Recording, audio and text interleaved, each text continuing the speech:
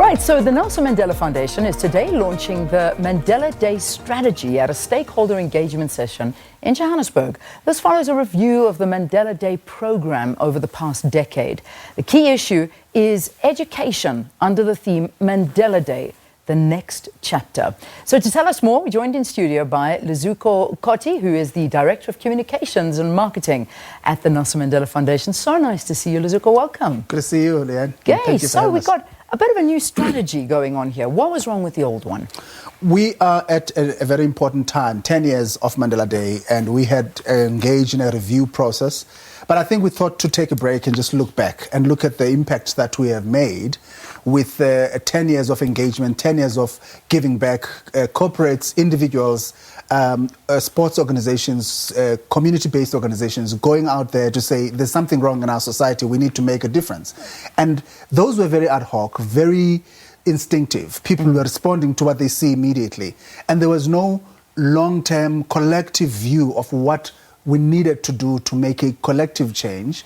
And I think what we then did was to sit down with all those stakeholders in various groups and develop a way forward for the next 10 years. So we've looked at the 10 years and we saw what worked, but we also saw the shortcomings and things that we could have done better. So the next 10 years should be better. It should be more impactful. We should dig deeper to make much greater impact and maybe work much more as a collective than our individual ad hoc initiatives. So what I'm understanding is focus more as opposed to being sort of just little key partners here and there. Absolutely. You sort of maybe narrowing things down. Is that what I'm understanding? That you want to focus on certain things going forward? Absolutely. And you would have seen that what we tried to do to try and reach that focus in the past was to say, let's not gather on Mandela Day, on 18 July.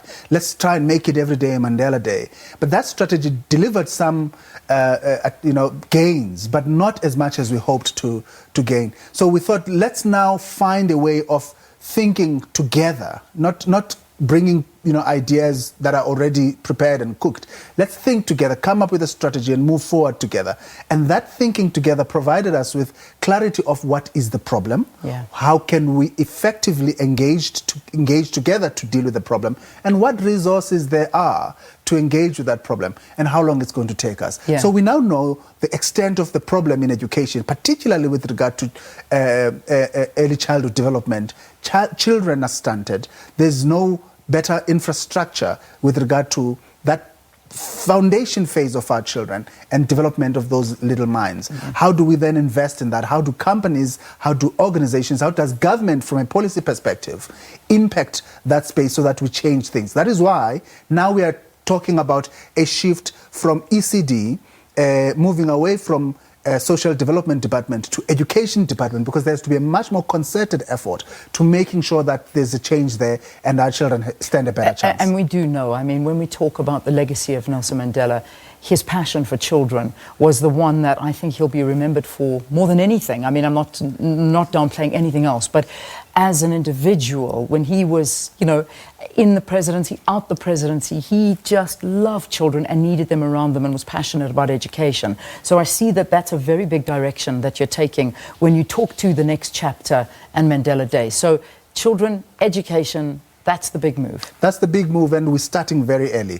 Because education has always been the focus of the country, but I think we've been focusing on matric, we've been focusing on tertiary education, looking at getting more graduates, and not thinking about what happens then. Then we have now the results yesterday, for instance, of the unemployment statistics, and you find that you produce all of these graduates and skilled personnel that you cannot employ, and that's because we do not invest a lot in our primary and foundational education process. So I think that you're correct to take us back to Madiba's primary focus, that he knew that to get everything right, not just for the time he was president, but for the future of this country, we need to invest in building individuals that have proper foundation, particularly from an education perspective. Yeah. But there are other spaces, Leanne, for instance, shelter.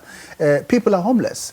Food and nutrition, people are not eating well. So those are not neglected areas of Mandela Day. But what we're saying is that there's a specific and concerted effort that we are going to work collectively to make sure that at least in the next 10 years, when we measure, when we arrive at this time 10 years on, we're able to say, the world is a better place. Yeah. So we saw last year, I mean, last year was massive for the Nelson Mandela Foundation and for South Africa, the centenary of Madiba, and that was all that it was all about. We had the world once again focusing in on us, whether it was for big concerts, whether it was for Barack Obama coming in and giving the Nelson Mandela lecture, and so on and so forth. It was massive. It really was a big year for us. However, how do you keep up that momentum now? Because you know, there's the fear that after what was last year, what's going to happen now? It seems like things are slowing down.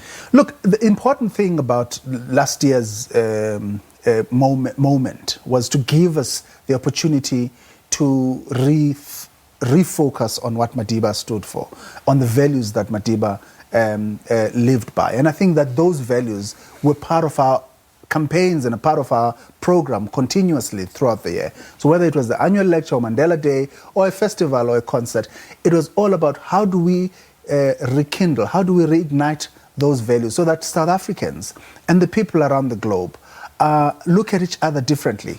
Race is not a determining factor. Your economic standing is not a determining factor, but your values and what you can do to make this world a better place. So we are continuing with that campaign, because I think what we've managed to do is to remind people of the values. Now we are saying let's dig deeper now and engage in much more effective but also much more sustainable actions.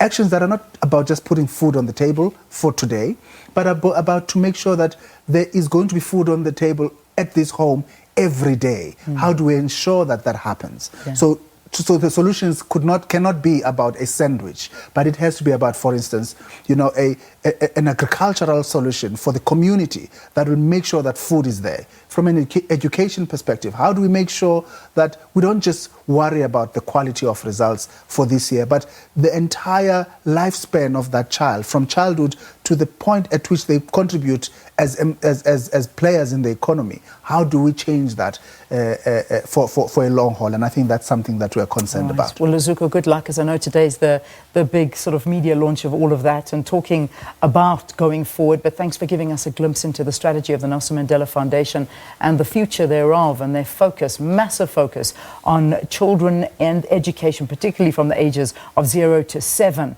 as well as the homeless. So that's a very, very big one. Thanks so much. The next chapter of Nelson Mandela Day. Let's take a break. We say goodbye to you after this.